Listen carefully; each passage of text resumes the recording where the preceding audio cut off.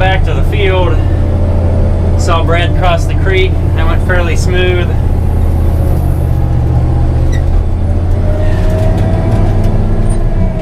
Yeah, so it was like chasing butterflies to get this thing running.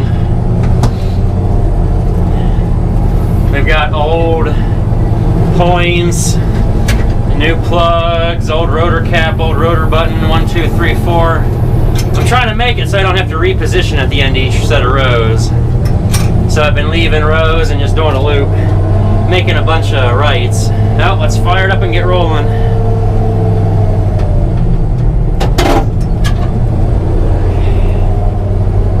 Give it the gas. We'll just start with the variable speed all the way slow. We'll see the stripper plates in action. I did not slow that down that much. Okay, bring the auger back. It's swinging away. I think the hoses are plumbed backwards. It's just different than what I expected. Well, we got grain going in the tank. Now we're creeping on along. I'd say it's yielding pretty well. Down here it's fairly well protected from the wind. It is a blustery day. Let's try our luck. Let's see if we can pick it up a little bit. Nope. Okay. Ground's fairly solid.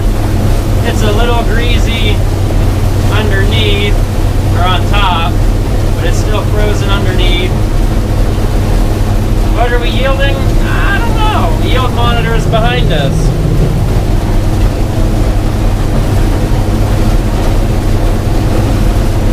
I think it's a 4 or 5 acre field. It's like about the squarest field I planned. And it almost comes out square. I had some terrible point rows overlapping on the very edge. Drove me nuts. I haven't gone back over there. I got the end rows done on each end here. I've been heading back and forth next to the trees. I figure the corn on that side's been wind blown. It can withstand it. Over here, it hasn't been if I don't get this field finished. It's about 3 in the afternoon. I'll go as late as I can. Unfortunately, it's Saturday. Oh, Brad doesn't want me to do this. We won't delve into my personal life, I guess. But I'll let you guys figure it out.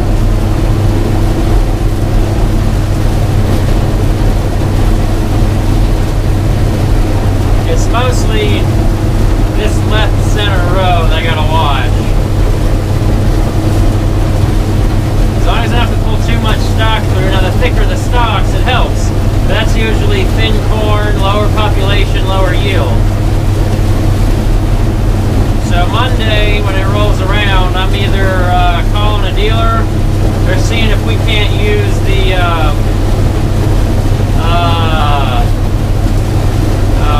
forklift to lift up the other corn head, and we're robbing stripper plates or something. Because I know how fast I can go with that head. I had it wide open in second gear. Right now I'm fairly slow at the bottom end. I hate having to settle, but we're just going to settle for now.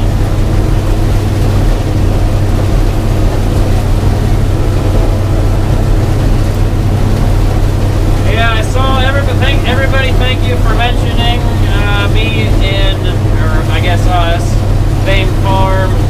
I'm on OLF's video about his old TR. I mean, I seriously have thought about having a collection of these old things. Eventually we'll make one that works incredibly well. I'd also like to go a little newer TR. Brad wants an International, which there's tons of those out there. But I'm cheap. I am very cheap. And usually the TRs tend to be a little lower cost than the axial flows. And the dumb part is they're the same age machines.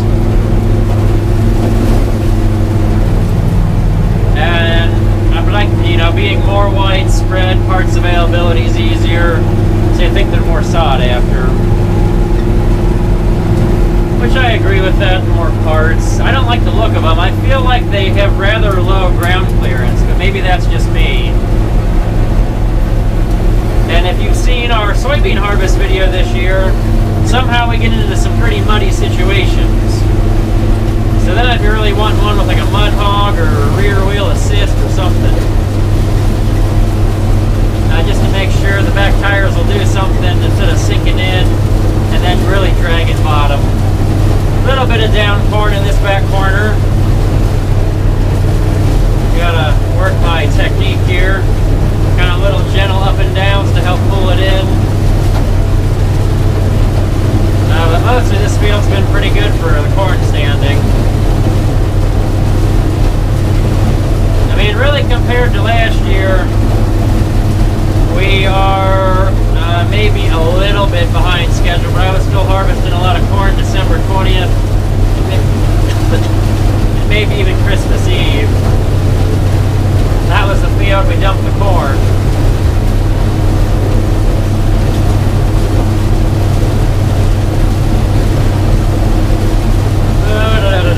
Come on, suck it in. Suck it in. There we go. I don't know if it's the gathering chains. It's probably a combination. It's not pulling the stalks through well. Now I bought all those new gathering chains from my other head and can't get them to work. That's an easy pull the trigger, put them on, because they're sitting there, don't have to do any work, and swipe them off the other head. And what's dumb is I can always find 6-row heads for these, and combines that sell with 6-row heads, or grain tables, but it's a little harder to find the 4 rows.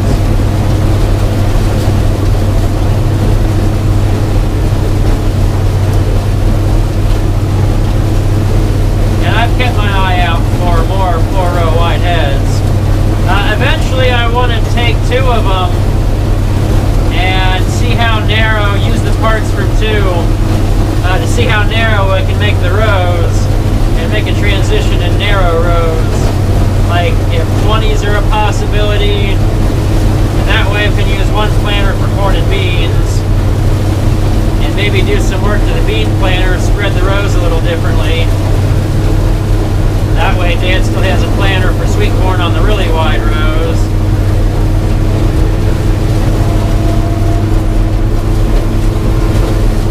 And then I can try and be experimental and all new age and go for 20-inch or 22s. I don't know, I got to measuring one day and I think I'm going to be hard-pressed to get anything closer to 25. Which that'll still put me in a pickle. I have looked for, while we were having the carburetor work done, I was keeping my eye out trying to probe the waters, seeing if anybody could custom harvest for me some more. And that's the problem. Everybody's on 38s. If I went to 20s, now I mean that's still sort of more standard. Come on, you can suck it in. Not jelly fat rolls. Come on. There we go. Get that one ear to break loose, pull one stalk into the auger, and it'll get moving.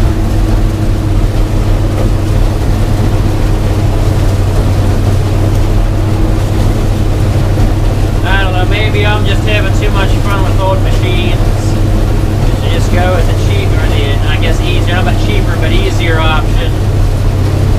And go to 30s.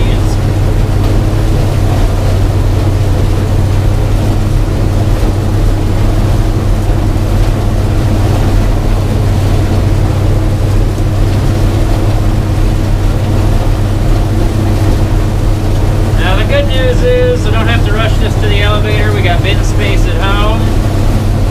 We have financial space to use the bin at home. I don't like talking about that too much. Some people love wanting to know how much money some farmers are making per acre. I mean, obviously, I think I'm getting it to pencil out fairly square. But we'll just keep it simple that things are moving along okay.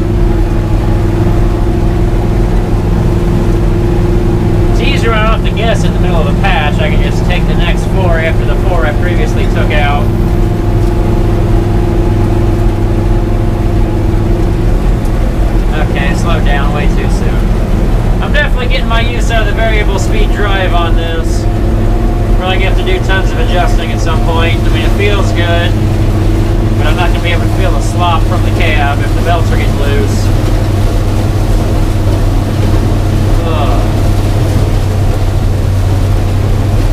Let's see. We're operating pretty cool, it looks like.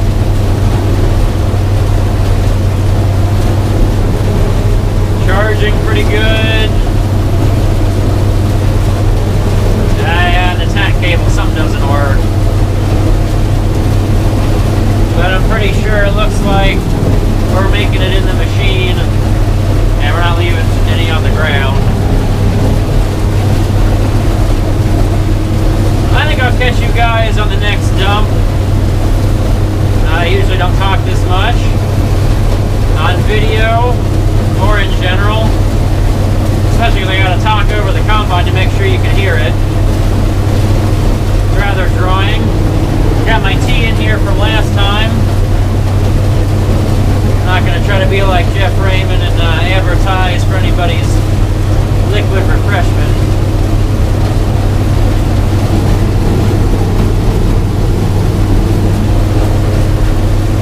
But I must say, see all like the videos where the farmers have Mountain Dew in their tractor cabs?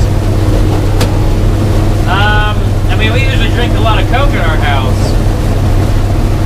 But we, mostly Mom, and I guess Brad likes Coke. Dad drinks, he doesn't drink Coke too often. Pop in general, we're mostly a tea family. Or at least everybody but Mom. Okay. Me and Dad. The tea gets a little old for Brad, I guess. Shoot, I grew up on this stuff. If I don't get enough tea, I don't function well. But the carbonation from Coke does me wrong. Or pop in general. So, yeah, I'm surprised we don't have too many of these tea bottles laying around. Usually in the summer, we'll make a big half-gallon jug of iced tea and take that to the field. But in the winter, I don't know, I'm too lazy harvesting. I don't plan on drinking the whole half-gallon, and I'll just be wasting it. So I'll be lazy and grab a bottle. That usually wets my whistle, keeps the dust from accumulating on my tongue. So let's hear what you guys like to drink. Maybe somebody likes something else in Mountain Dew. I mean, like Big K, RC Cola, some of the lesser heard of brands. Maybe like Grape Pop. That's a nice alternative. Every once in a while, I treat myself on a road trip and get some Grape Pop. Or you guys soda fans out there? Let's see where you're from. You say pop or you say soda? Grape soda flows a lot better than grape pop. Too much P.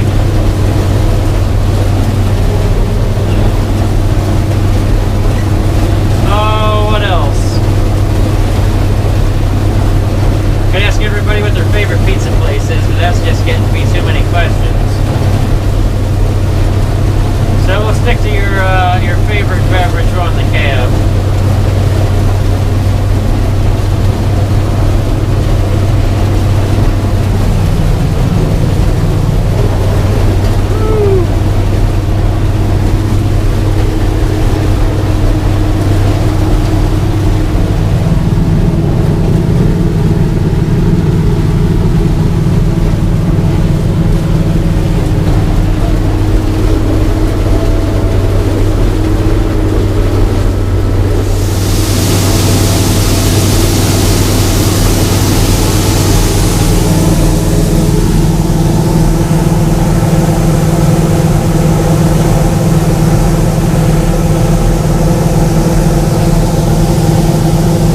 This is the wagon that we had to put new rails under, the one that we dumped last year. Okay.